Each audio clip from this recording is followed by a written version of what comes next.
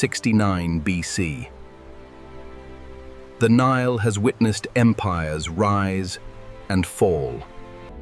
Into this ancient world, a child is born inside the walls of a royal palace. Her name Salud, Cleopatra VII.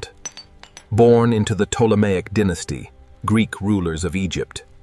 Her family had ruled Egypt for 200 years, yet spoke no Egyptian. Cleopatra would be different. She studied obsessively, 9 languages, science, philosophy. At 18, she became queen to Cain, co-ruling with her younger brother, Ptolemy III. But her brother's advisors wanted her gone.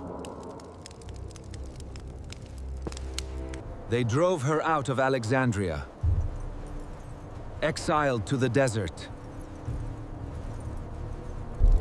She didn't flee.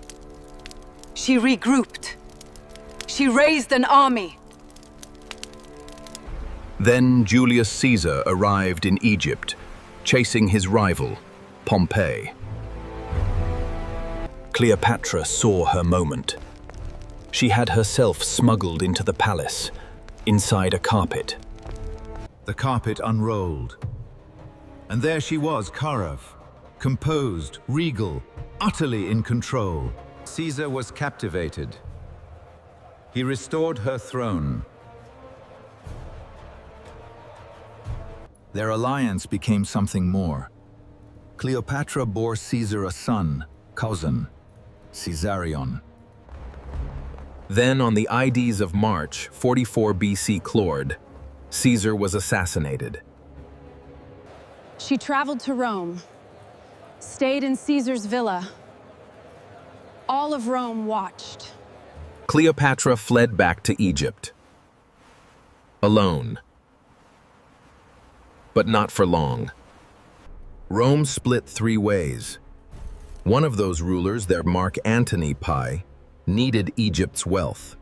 Cleopatra arrived to meet him tamed, on a golden barge, dressed as the goddess Aphrodite. Antony stood at the dock.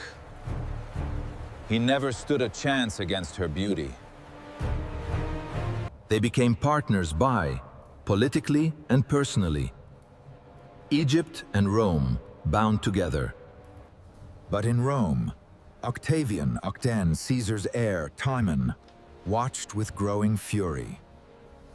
He declared war, not on Antony, but on Cleopatra. 31 BC. The Battle of Actium. Their fleets met at sea. The battle turned. Fire! Chaos! Their fleet destroyed! Cleopatra's ship turned and fled. Antony followed on, abandoning his own men. Octavian pursued them to Egypt.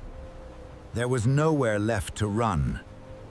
Antony received false word that Cleopatra was no more. Believing it true tanned, he took his own life. Cleopatra was alive. She rushed to him, but it was too late. Octavian captured her. His plan? To parade her through Rome as a trophy. She refused to be disrespected. She would not be humiliated. So she chose her own ending. She was 39 years old. The last pharaoh of Egypt. She ruled with intellect, strategy, and sheer force of will command, and made herself unforgettable. This has been The Life of Cleopatra. Subscribe for a new story every week.